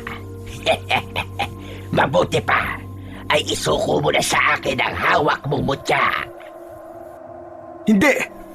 Ano ako bali? At bakit ko naman ibibigay sa ito? Dahil hindi mo alam kung anong kapangyarihan ng bagay na yan. Huwag mong paglaruan. Unti-unti, nagsimulang dumapa ang aswang sa saig. Gumapang siya patungo kay Bibong. Hindi! Hindi ko to ibibigay sa'yo! Sa lolo ko to! Mahigpit niyang hinawakan ng mutya. Ramdam niya ang init na nanggagaling dito. Isang init na tila bumabalot sa buong katawan niya. Yun ang nagpapalakas sa kanya kahit nanginginig na siya sa sobrang takot. Ibigay mo sa akin yan. Kapalit na hindi na kita sasaktan. Hindi ko nga ibibigay sa ito eh! Ang kulit mo ding aswang ka eh! Kung ayaw mong ibigay, pwes, kukunin ko sa'yo ng sapilitan. Biglang lumundag ang aswang ng mabilis. Sa isang iglap, halos abot kamay na niya si Bibong. Ngunit sa mismong paglapit nito, mas sumiklab ang matinding liwanag. Sumabog ito mula sa dibdib ng binata. Ito ang mismong nagpatigil sa nilalang. Itigil mo yan! Itigil mo! Napaurong ang aswang. May ilang bahagi niya ang tila nasusunog sa liwanag. Parang itim na langis na bumubula sa ibabaw ng kanyang balat. Itim na bula ang lumalabas sa mga nasusunog na bahagi ng kanyang katawan. Amoy sunog na buhok ang kumalat sa paligid. Ngunit kahit sugatan, ngumisi pa rin ang aswang. Akala mo naman, napakalakas mo na dahil may mutya ka. Pwede pa rin kitang masaktan kahit may palangga ka. Ha? At anong akala mo ha? Nahahayaan lang kitang saktan ako? Hindi! Nagkakamali ka! Magkakamatayan mo na tayong dalawa. Pinatay mo ang isang kaibigan ko. Kaya dapat ka rin mamatay. Hindi ako titigil hanggat hindi ka nagiging abo. Ang tapang mo, bata. Bakit hindi mo ko subukan ngayon? Gamit ang mahabang dila, ay balak sanang ipulupot yun ni Maura sa braso ni Bibong, ngunit mabilis na nakailag ang binata. Nagulat pa siya nang makita na mabilis siyang nakakakilos.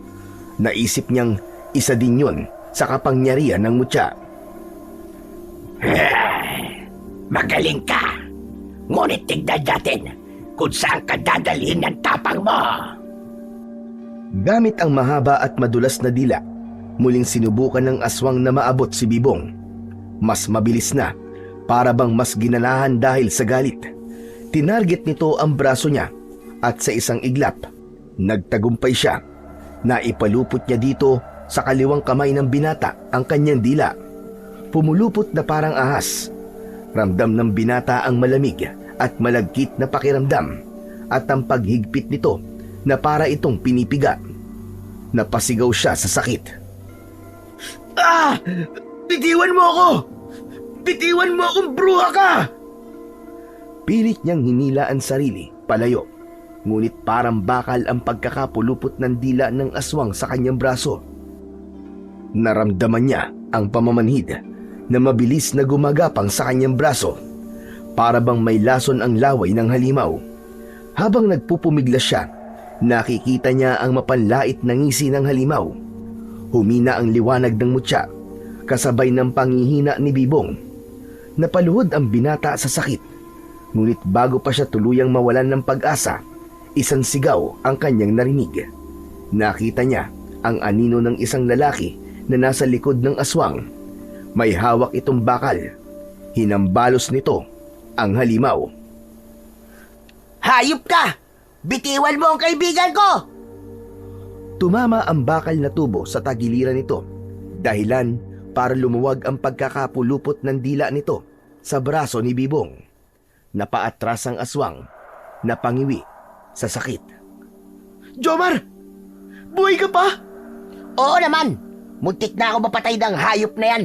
Mabuti na lang at nailigtas ako ng habak na ibinigay sa akin ng lolo mo. Talaga? Paano ka niligtas niyan?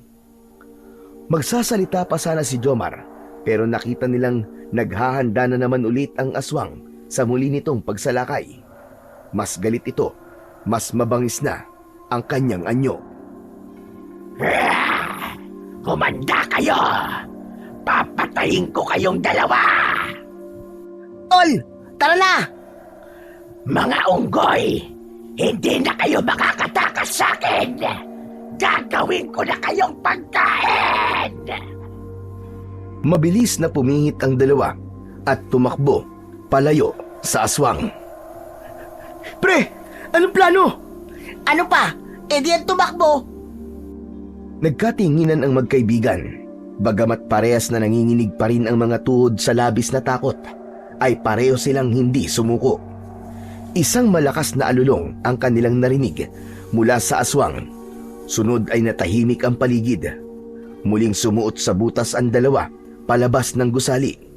Kapwa sila hingal at pagod, pero nagpatuloy sila sa mabilis na pagtakbo. Hindi sila tumigil dahil bawat takbang nila ay may mabilis na aninong nakasunod. Tol, pagod na ako. Ayaw tayong lumayan ng aswang na yun. Akala mo, para tayong marathon runner nito eh. Tumakbo ka lang, Tol. Huwag kang magre-reklamo. Ngunit bigla silang napahinto nang mula sa madilim na bahagi ng daan ay may biglang sumulpot na aswang sa kanilang harapan. Akala nyo makakatakas na kayo? Hindi pa tayo tapos, mga ungas! Eh di wow! Mabilis na umataking muli ang halimaw, parang kidlat sa bilis. Pero agad namang umilag ang dalawa. Nagsenyasan sila. Sa kanan ako, Chong! Doon ka naman sa kaliwa! Sige, Chong.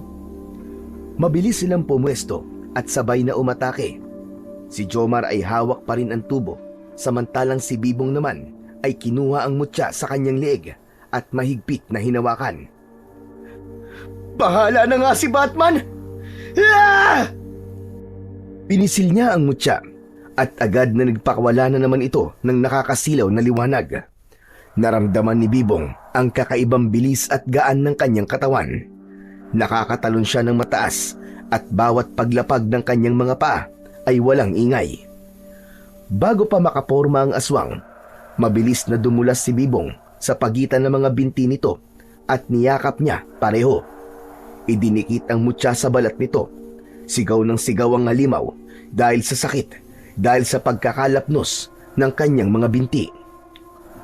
Sabay na umikot si Jomar sa likuran at buong lakas na hinambalos ng tubo ang batok ng kalaban. Sige na, pre! Banata mo ng banatan! Huwag kang titigil hanggat di namamatay yan! Sunod-sunod na suntok, hambalos at tadyak ang nangyari. Ang magkaibigan ay halatang baguhan sa paggamit ng kanilang mga agimat, pero nagawang pagsabayin ang kanilang lakas at bilis. Sa wakas, isang malakas na hampas ng tubo ang tumama sa ulo ng aswang. Kasabay ng patuloy na pagkakapaso ng balat nito sa liwanag ng mutya ng luha ng pusa, unti-unting nawalan ng lakas ang aswang. Napasadsad ito sa lupa. Mabilis namang umalis sa ilalim ni Bibong dahil sa takot na madaganan. Sumigaw ang aswang na si Maura ng huling beses. Isang malakas na alulong ang kanyang pinakawalan hanggang sa unti-unting nawala at naging abo sa hangin. Tahimik na ulit.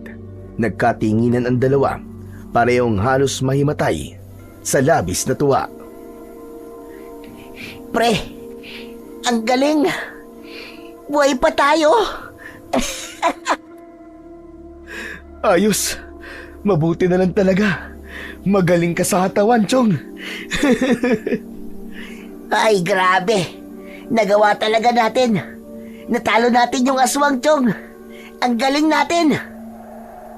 Nag-apir ang dalawa. Tawa sila ng tawa. Ilang segundo silang tumahimik. Parang ninanamnam ang kanilang tagumpay laban sa aswang. At napaupo sila sandali at nagpahinga. Siya nga pala, pre. Salamat Kung di mo ko binalikan, baka wala na ako ngayon. Kasi di ko naman kakayanin na mag-isa ang aswang na yun eh. Ang lupit niya. Walang patawad. Tapos yung siraulong Romulo na yun, iniwan pa ako. Napakaduwag. Ano ba talaga nangyari sa inyong dalawa? Kasi, nung una naming nakita yung matanda, sabay kaming lumapit para kausapin sana. Kaso, nakita niyang nagbagong anyo. Ayun, nagpanik. Iniwan ako. Tinakbuhan. Walang lingon-lingon. Walang iya talaga. Pambihira talaga yung taong yun, no? Akala ko naman, siya ang pinakamatapang sa atin. Siya naman pala ang totoong duwag. Ayun nga umuwi na. Pinaandar na kagad yung tricycle. Iniwan na talaga tayo ng hayop na yun. Umanda siya sa akin. Mabuti ka pa, Chong. Alam mo, kahit medyo sablay ka minsan, totoo kang kaibigan eh. Loko ka. Kailan naman ako naging sablay, ha? Pero Chong, salamat din, ha. Tinulungan mo din naman akong kalabanin yung pangit na halimaw na yun eh. Kaya yung tagumpay na yun, Chong, sa ating dalawa yun. Para sa ating mag-best friend na walang sukuan, walang iwanan. Nagyakap ang dalawa. Sandaling katahimikan, pero biglang dumilim ang paligid.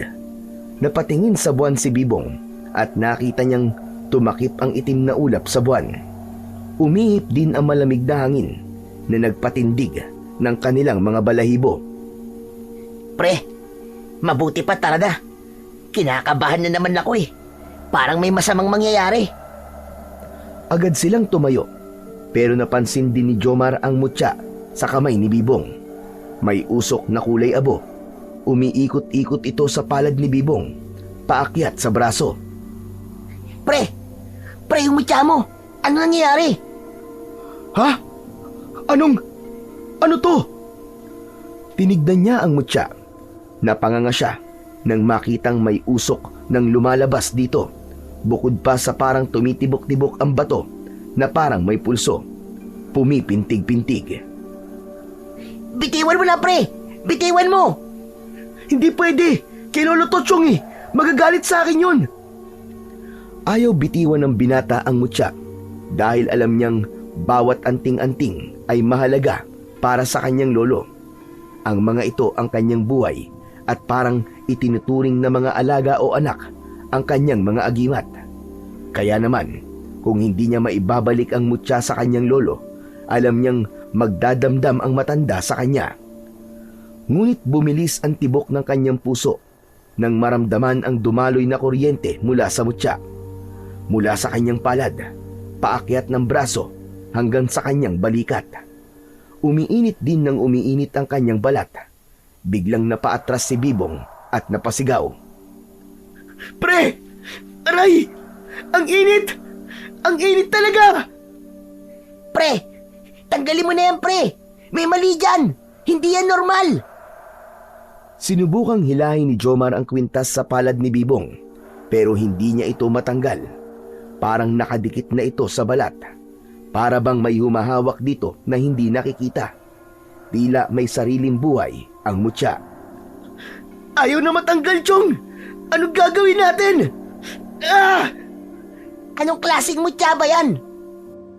Takot na takot si Jomar habang hawak ang balikat ng kaibigan. Napansin niya ang balat ni Bibong. Unti-unting nangingitim. Para bang may maitim na likido na dumadaloy sa mga ugat nito. Ang mga linya sa braso ay naging itim din. Parang may lason. Ah! Ang sakit, pre! Parang sinusunog ako sa loob! Pinagpapawisan na si Bibong kahit malamig ang hangin. Tumulo na din ang kanyang luha dahil sa takot at hirap na kanyang dinaranas. Napaupo siya sa damuhan, halos mawalan na ng malay. Anak nang, anong gagawin ko? Paano to? Biglang may lumabas na liwanag sa mutya. Unti-unting nabuo ang isang muka. Isang babae, nakapikit at umiiyak. May mukha, Bibong! May mukha sa mutya!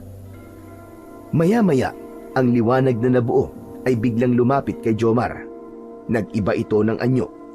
Mula sa anyo ng babae, naging usok na puti at nagpaikot-ikot sa kanilang dalawa ni Bibong. Ilang saglit pa, mabilis itong tumapat sa dibdib ni Bibong. Hindi! Huwag ako! Pumasok ang usok sa katawan niya. Nang isay ang katawan ni Bibong, tumirik ang kanyang mga mata. Habang nangyayari ito, mula sa di kalayuan, ay narinig ni Jomar ang huni ng mga uwak. 1, 2, hanggang 5, hanggang sa hindi na niya mabilang. Hindi niya nakitang lumitaw ang mga ito at nagsiliparan palapit sa kanila. Tumigil ang pangingisay ni Bibong. Ramdam niya ang labis na panghihina. Hindi niya na alam kung gaano katagal siyang nakaupo sa damuhan. Nasa kamay pa rin niya ang mutya. At sa kabila ng sakit na nararamdaman niya, naisip niya pa rin ang kanyang lolo. Naalala niya ang sinabi nito sa kanya. Ang bawat paghawak ng mutya ay may kapalit. Kung hindi mo kayang panindigan ng kapalit, huwag mong piliting maging bayani. Ngayon ay lubos na naiintindihan na niya ang ibig sabihin nito. Nakita niya si Jomar na nasa tabi niya. Tulala, tila biglang huminto ang lahat. Natahimik ang paligid. Tumigil sa paggalaw ang mutya. Ang usok ay biglang naglaho. Ngunit sa pag-alis ng usok, may naiwan sa balat ni Bibong isang kakaibang marka. Hugis mata ng pusa. Maliit pero napakalinaw. Parang inukit mismo sa kanyang laman. At sa bawat pagpintig ng kanyang pulso, ang marka ay bahagyang kumikislap-kislap. Tila may iisa silang buhay. Napalingon si Jomar sa kanya. Nakita nito ang marka at bahagyang umatras. Halata ang takot at pagkalito sa mukha niya. Ano yan, pre? Ano ba talaga nangyayari? Hindi ko rin alam. Wala akong ideya kung para saan to. Mas lalo nadagdagan ang kanilang katanungan nang biglang nalusaw ang mutya sa palad ni Bibong. Biglang kumidlat at kumulog ng malakas. Kasabay ng kulog, biglang umalingasaw ang amoy ng nabubulok na laman. Ang mga uwak na lumilipad sa itaas nila, bumaba sa harap nila. Iba na ang kanilang anyo. Parang tao, pero baluktot ang mga katawan. Mapupula ang mga mata at may kuko na mahaba at matalas. Matatalim din ang kanilang mga ngipin at may mahaba at malapad din silang mga dila. Pre, anak ng tokwa! Mga aswang! Anong gagawin natin? Hindi ko rin alam, pre. Wala na akong mutya. Kaya, takbo na! Ngunit hindi sila nakatakbo. Parehas silang nahawakan ng mga aswang. Bitiwan niyo ako! Bitiwan niyo ako! Anong gagawin natin, pre? Ayoko pang mamatay! Wala na tayong pagpipilian! Kailangan nating lumaban, Chong! Papalapit na ang ilang halimaw. Ang ilan ay gumagapang sa lupa. Ang iba naman ay naglalakad ng baluktot at pasuray-suray. Pero lahat sila mukhang gutom na gutom. Sa isang iglap, sumugod ang isang aswang, mabilis at walang babala. Mabilis na hinampas ni Jomar ng tubo ang nakahawak sa kanyang aswang. Nabitiwan siya ng halimaw. Pre, sa likod mo! Sige, banatan mo! Yan! Sige pa! Sa ulo! Tirahin mo! Teka, sandali lang, time first! Pre, anak ng puro kautos eh! Tulungan mo ako, ang dami nito! Hindi ako makawala sa hayop na to eh! Dali! Banatan mo na! Isang mabilis na hampas sa ulo ang pinatama ni Jomar sa aswang na may hawak kay Bibong. Nabali ang leeg ng aswang at tumilapon ito sa lupa. Galit na galit ang kasamahan nitong mga aswang. Yari tayo dito, pre! Anong gagawin natin sa mga aswang na yan? Eh di banatan natin lahat, pre! Mamatay na ako, mamatay! Nagkatinginan sila saglit. Parehong pagod, parehong takot, pero parehong buo ang loob. Pumwesto ang dalawa paharap sa mga kalaban nilang aswang. Hindi na nila mabilang kung ilan pa ang kanilang kalaban. Muli, mahigpit na hinawakan ni Jomar ang tubo at itinaas sa ere, habang si Bibong naman ay naghahanap ng kahit na anong bagay na pwede niyang gamitin para maipagtanggol ang kanyang sarili. Pre, wala nang atrasan to. Laban na! Ngunit hindi sumagot si Bibong. Tumangulang ito at sabay silang sumugod. Nagsimula na ulit ang kanilang laban. Si Jomar, pinaghahampas niya ang mga sumasalubong na aswang. Samantala si Bibong, naghagis ng mga bato, sanga at nagsisisigaw ng kung ano-ano para lituhin ang mga aswang. Sa bawat pagsigaw niya, kahit papano'y napapatalon ng ilan sa mga kalaban. Pero alam nilang hindi sapat yon. Hindi sapat ang lakas nila para sa napakaraming kalaban. Nasusugatan nila ang mga halimaw, pero kapalit nun, nakakatanggap din sila ng mga galos, kagat at kalmot. Sa gitna ng gulo, biglang may kakaibang nangyari. Ang marka sa kamay ni Bibong ay biglang nagliwanag. Napalingon naman si Jomar. Parehas silang nagulat. Hala pre, ano nangyayari sa'yo? Bago pa makasagot si Bibong, ay lumitaw na ang anino ng isang malaking pusa. Isang dambuhalang puting pusa. Galit na galit ang itsura nito. Nakaamba ang pangil at nanlilisik ang mga mata. Gumalaw si Bibong, kasabay ng paggalaw ng pusa sa likod niya. Tumakbo siya papalapit sa isang aswang at sinuntok niya ito sa muka. Sa isang iglap, sumabog ang aswang at nagkapira-piraso. Natulala si Jomar sa kanyang nakita. Ngunit hindi nagtagal ang kanyang pagkamanga dahil sinugod siya ng dalawang aswang. Bigla siyang nakaramdam na parang may puwersang dumaloy sa katawan niya. Ramdam niya ang pagbabago ng kanyang lakas. Napatingin siya sa pusa na nasa likod ng kanyang kaibigan.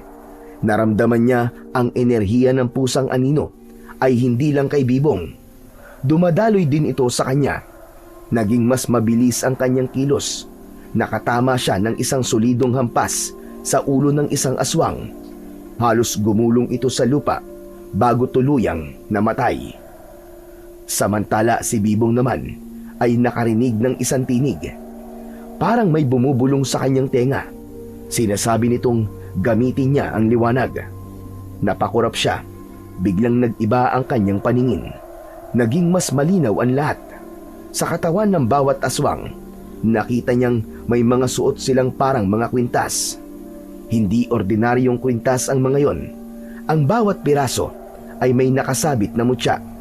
Kulay abo, parang pinaghalong bato at buto, at animoy buhay na kumikislap sa ilalim ng kadiliman.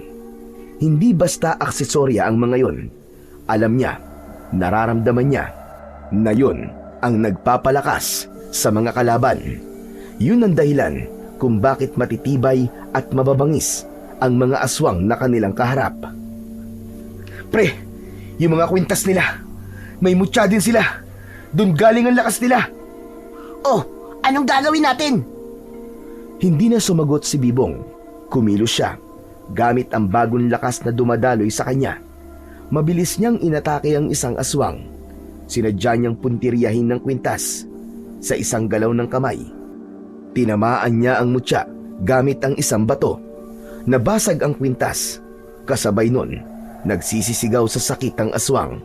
Nagliyab ang katawan at naging abo pagkalipas lamang ng ilang segundo. O ano, Chong? Nakita mo yon? Sa kwintas, Chong! Basagin natin ang mga kwintas! Agad na naunawaan ni Jomar ang sinabi ni Bibong. Mas naging sistematiko ang kanilang galaw. Hindi na basta suntok o hampas lang. Pinuntiryan nila ang mga kwintas ng bawat aswang. Isa-isang bumabagsak ang mga kalaban. Isa-isang nagiging alikabok ang dating malalakas at nakakatakot na nilalang. Hanggang sa huli, wala nang natirang halimaw. Ang paligid ay napuno na lamang ng usok, alikabok at amoy na sunog na laman. Tumayo si Bibong at Jomar. Humarap silang dalawa sa dambuhalang pusa. Dahan-dahang kumilos ang pusa at mas lumapit pa sa kanilang dalawa. Maingat ang galaw nito at mabagal. Tumigil ito. Halos 3 dangkal na lamang ang layo mula sa kanila. Yumuko ito na parang nagpapakita ng respeto. Ang buntot nito ay dahan-dahang pumalo sa lupa. Naramdaman ng dalawa na para itong nagpapaalam sa kanila. biglang lumiwanag ulit ang marka sa braso ni Bibong. Tapos ay may mainit na hangin na tila yumakap sa kanya. Tumingin ang dambuhalang pusa kay Bibong, tapos kay Jomar. Tahimik lang, pero parang may sinasabi ang kanyang mga mata. Nakangiti ito sa kanilang dalawa. Maya-maya pa ay unti-unti itong naging usok.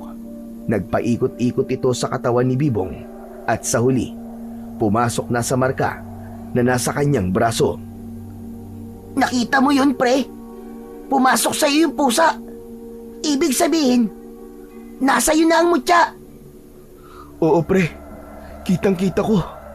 Di naman ako bulag eh. Oh, ba't naman ganyan ang mukha mo? Hindi ka ba masaya na nakamarka na sa iyo ang mutya? Na kahit na anong oras, pwede mo na magamit ang kapangyarihan nun. Masaya naman ako pre, kaso paano ko ipapaliwanag kay lolo to? Paano ko pa isusoli sa kanya to? Naka, problema nga yan. Walang yan naman kasi yung Romulo na yun eh. Akalain mo ba namang pinag-interesan tong mutya na to? Wala talagang pinapalampas eh. Pati si lolo ko tinalo. Hayaan mo na. Nakatulong naman, di ba? Kung di niya ninakaw yan, naku po, sigurado, baka patay na tayong dalawa ngayon. Oo nga no, tama ka. Pero paano nga? Aaminin ko ba kay lolo na tinakasan natin siya para ano? Para magnakaw? Hindi ko kayang sabihin sa kanya yun, Chong. Kasi kahit mukha akong tarantado at pilosopo, kilala ako ni lolo bilang isang mabuting tao. Wala ka nang magagawa, Chong. Kailangan mo na talagang aminin ang lahat sa kanya. Sa palagay mo ba, Chong, yun ang makakabuti? Oo naman. Sasamahan kitang sabihin sa kanya. Mabait naman si lolo eh. Maiintindihan ka nun. Lalo pa kung malaman niya na nabingit ka na sa kamatayan at sa tulong niyang mutya, nakaligtas tayong dalawa. Sa bagay, wala na nga akong magagawa talaga. Pangako, sabay nating haharapin ang lolo mo. Pero bago yan, mabuti pa, maglakad na tayo para makauwi. Baka mamaya, may dumating na namang mga pangit na aswang at mapalaban na naman tayo. Ayoko na, Chong. Pagod na ako. Nagsimulang maglakad ang dalawa. Maya-maya ay may narinig silang paparating na ingay ng tricycle. Umalingaw-ngaw ang tunog ng makina sa katahimikan ng gabi. Uy, may tricycle. Sana hindi resback ng mga aswang yan. Kasi kung oo, Diyos ko po, tatakbo na talaga ako. Sadali lang, Chong, wag ka maingay. Parang kilala kong tunog ng tricycle na yun ah. Anak ng tutsang. Sabi ko na nga ba eh, tricycle ni Romulo. We, talaga ba? Babalikan pa ba tayo ng duwag na yun? Huminto ang tricycle sa harap nila. Parehas na nakakuyom ng kamao ang dalawa nang makita nilang bumaba sa motor si Romulo. Pero biglang nagbago ang kanilang reaksyon nang makita ang lolo ni Bibong mula sa sidecar. Mahigpit ang hawak nito sa kanyang baston at matalim na nakatitig sa kanila. Bibong! Po, lolo. Napayuko ang binata bigla sa lupa. Hindi makatingin sa kanyang lolo. Si Jomar naman ay tahimik lang sa gilid. Parang gusto nang magpakain sa lupa. Bakit po kayo nandito, lo? Babalik na sana kami. Kaso lang... Alam ko na ang mga nangyari. Hindi mo na kailangan magpaliwanag. Po? Oo, ipinaliwanag na sa akin ni Romulo ang lahat. Nasaan na ang aswang? Wala na po, Lo. Napatay na po namin ni Bibong. Ano ka mo? Napatay nyo? Aba, at napakahusay nyo naman pala. Pero teka, buhay ka. Opo, Lo. Ang galing ng habak na ibinigay niyo sa akin eh. Pero mas malakas yung mutya ng luha ng pusa. Anong sabi mo? Anong mutya ng luho? Bakit nasa inyo ang mutya? Bibong! Lo, akala ko ba'y naikwento na sa inyo ni Romulo? Napansin nilang yumuko rin sa lupa si Romulo at di makatingin sa kanila ng diretso. Ikaw? Panira ka talaga ng mundo ko eh, no? Kumpiyansa na ako na nagkwento ka na. Tapos eto, Hindi mo pa pala sinasabi sa kanya na nilakaw mo, Mutya. Lolo, kasalanan ko po eh. Ako po ang kumuha ng mutya. Hindi ko po sinasadya, Lolo. Nagandaan lang po kasi talaga ako sa mutya na yun eh. Tsaka nabanggit po kasi ni Jomar na haunted daw po yung gusali na pupuntahan namin. Kaya naisip ko na baka makatulong yung mutya sa amin. Akala ko ba hindi ka naniniwala sa mga kababalaghan at sa mutya? Sinabi ko lang naman yun para maging astig ako sa paningin nyo eh. Pero ang totoo, naniniwala naman talaga ako sa mga aswang at engkanto. Gusto ko lang magbida at magkaroon ng malaking silbi sa lakad natin. Silbi? At akala mo napakalaki ng naging tulong mo sa amin ni Jomar? Iniwan mo kaya kami? Pre, tama na, tama na. Kalma lang. Anong kalma sinasabi mo? Naiirita ako sa pagmumukha ng traidor na to eh. Hayaan mo ako. Susuntukin ko lang yan maski isang beses. Tama na, pre, tama na. Patawarin niyo na ako. Natakot ako eh, nataranta. Saka ako na lang naisip na sunduin si Lolo para mailigtas kayo. Eh wala naman akong kakayahan na kalabanin yung aswang eh. Si Lolo mo, kaya niya kasi may mutya siya, di ba? Kaya niyang makipagsagupaan sa matandang aswang na yun. Matandang aswang? At sa palagay mo, matandang aswang lang yung nakalaban namin? Sandamakmak na aswang, pre. Kakatapos nga lang namin makipaglaban eh. Marami kayong nakasagupang aswang. Nasaan sila? Wala na po. Tinunaw na po sila ng mutya. Nasaan ang mutya? Lo, ang totoo eh. Ibalik mo na sa akin ang mutya. Sino nagbigay sa'yo ng paintulot para gamitin yon? Hindi ikaw ang nagmamayari niyan. Hindi ikaw ang pinagkalooban. Alam mo kung gaano kasela ng kapangyarihan ng mutya. Isang maling paggamit lang, maaaring isumpa ka niyan. Hindi ba't sinabi ko na to sa noon? Lo, ang totoo po, hindi ko na po maisusoli sa inyo eh. Ano ka mo? Abay, bakit hindi? Wala na po ang mutya, Lo.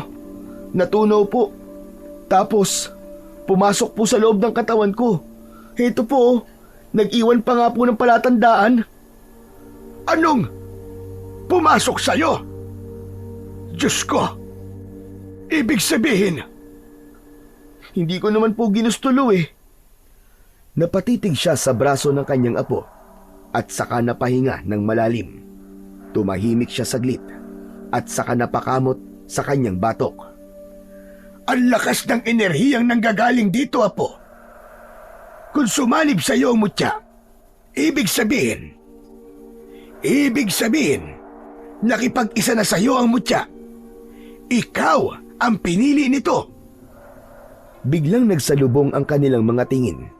Tahimik lang si Jomar at Romulo na nakikinig, tila nakikiramdam at matamang nakikinig sa pag-uusap ng maglolo. Kung ganon, ay wala na pala akong magagawa. Kapag pinili ka ng mutya, wala nang sino man ang pwedeng tumutol.